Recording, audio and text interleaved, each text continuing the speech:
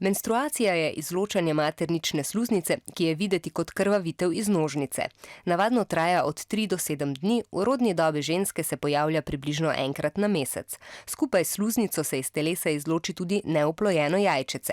Če je oplojeno, torej ko je ženska noseča, menstruacija izostane. Najpogostejši higienski pripomočki ob menstruaciji so vložki, tamponi in menstrualne skodelice. Na voljo so v različnih velikostih. Vložki vpijejo tekočino, ki priteče iz nožnice. Pritrdimo jih na spodnje hlačke, lahko so za enkratno uporabo, na voljo pa so tudi pralni. Menjati jih je treba približno vsake 4 ure, če se izloči več maternične sluznice, pa pogosteje. Tamponi vpijejo menstrualno tekočino v nožnici.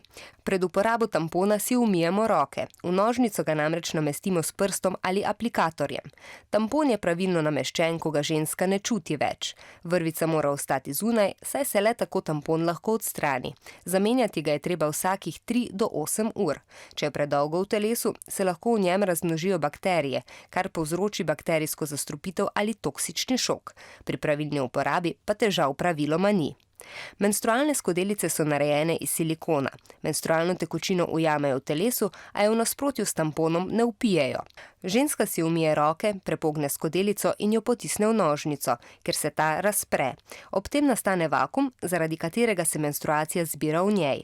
Ko se skodelica napolni, jo ženska izvleče tako, da potegne zarepek na njej, jo izprazni, splakne in ponovno namesti. V obdobju med menstruacijami je treba skodelico razkužiti. Menstrualna skodelica je namenjena za večkratno uporabo.